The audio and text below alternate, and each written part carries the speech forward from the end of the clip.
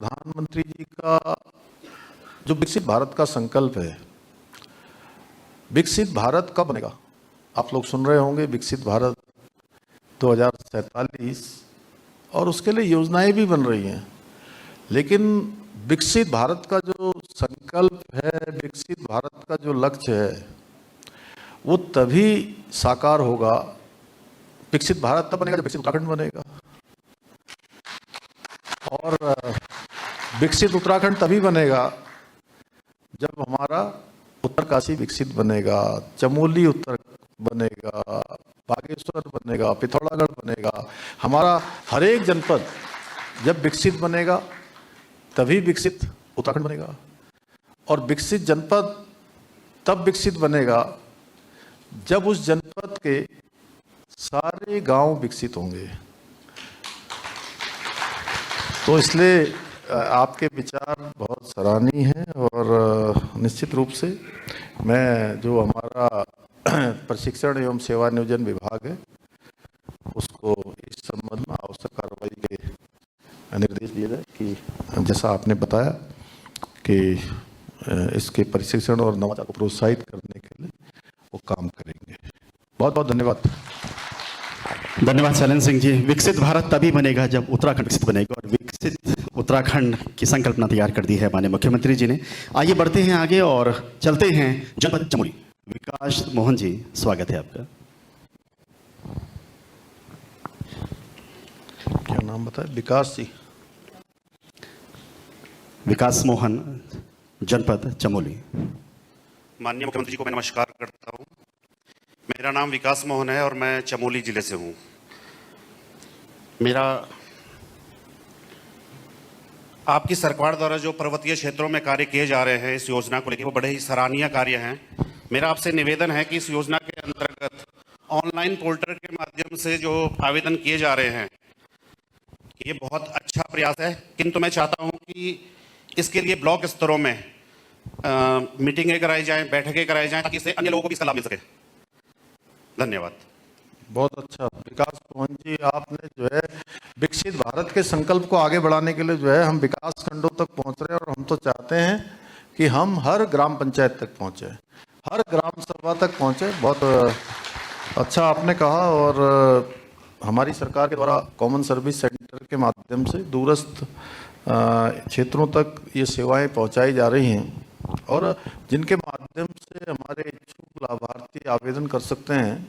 और आपने जैसा कहा है, फिर भी आपकी अपेक्षा अनुसार विकासखंड स्तर पर विशेष शिविरों के आयोजन के लिए जिलाधिकारियों को निर्देशित किया जाएगा कि वो ऐसे शिविर आयोजित करें और अन्य लोगों को भी जागरूक भी करें, इस स्वरोजगार की जो योजना है, स्वरोजगार की योजना से जोड़ें और अधिक से अधिक लोगों को लाभार्थी बनाएं। और हमारा ये है कि जिन क्षेत्रों में लोगों ने लाभ ले लिया है और वो क्षेत्र और आगे बढ़े, और लेकिन जो क्षेत्र अभी तक वंचित रह गए हैं या जानकारी जिन तक नहीं पहुंची, उन तक जानकारी भी पहुंचे और वो लाभार्थी भी पहुंचे। हमारे विभाग के श्री मीनाक्षी सुंदरम जी, रंजना जी, और मैंने अभी हम लोगों ने एक दिन, चूँकि ये प्रेजेंटेशन हमारा मुख्यमंत्री परिषद में होना था, लेकिन वो मुख्यमंत्री परिषद में कोई अन्य सब्जेक्ट ले लिया गया, समान नागरिक संहिता का, चूँकि वो देश में पहले लागू हुआ था।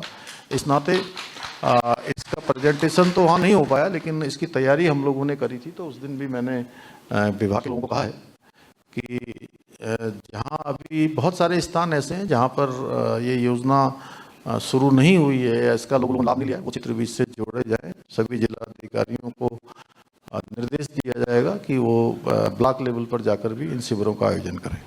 धन्यवाद सर। धन्यवाद विकास मोहन जी। माननीय मुख्यमंत्री जी के नेतृत्व में हमारी बहनें लगातार अपनी आजीविका संवर्धन के लिए आगे बढ़ रही हैं, और एक ऐसी बहन हमारी जनपद पौड़ी से श्रीमती रूपा रानी बछेती। जनपद पौड़ी, श्रीमती रूपा रानी बछेती। माननीय मुख्यमंत्री जी को मेरा प्रणाम। मैं रूपा रानी बछेती, पौड़ी से। मैं कहना चाह रही हूँ कि आपके द्वारा जो ये सौर ऊर्जा, आपके द्वारा जो विशिष्ट कार्य किए जा रहे हैं सौर ऊर्जा के, वो हमारे पौड़ी में हमारा सोलर प्लांट अच्छा चल रहा है और उसकी जो इनकम भी अच्छी मिल रही है। मैं चाह रही हूँ कि नारी शक्ति को बढ़ावा देने के लिए आप विशेष महिला समिति और महिला सौर सखी योजना प्रारंभ की जाए, जो कि पिछले सरकारों में नहीं हुए हैं, इस सरकारों में ये कार्य चल रहा है।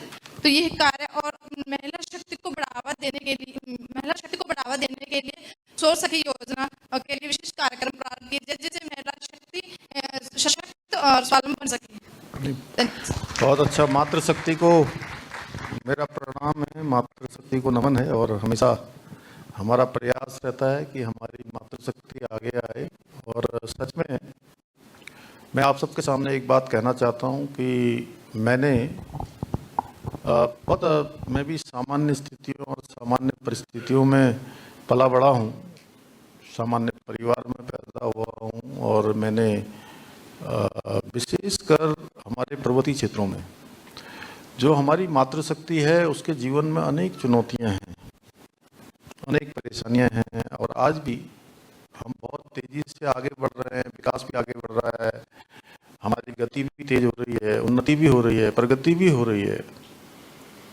विज्ञान के क्षेत्र में, प्रौद्योगिकी के क्षेत्र में आज नवाचार हो रहे हैं, अनेक अनुसंधान हो रहे हैं, लेकिन उसके बावजूद भी आज भी बहुत चुनौतियां हैं। लेकिन इन चुनौतियों के बाद भी मैं एक बात कह सकता हूं, आप सब लोग जानते होंगे, पर्वतीय क्षेत्रों में आज भी हमारी महिलाओं को एक साथ अनेक काम करने पड़ते हैं।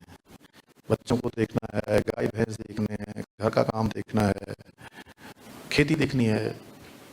इतने कामों के करने के बाद भी अभी पिछले वर्ष 2024 में हमने 23 और 24 में उत्तराखंड सरकार की तरफ से हर जनपद में मातृशक्ति के नमन के, मातृशक्ति के अभिनंदन के कार्यक्रम आयोजित किए थे।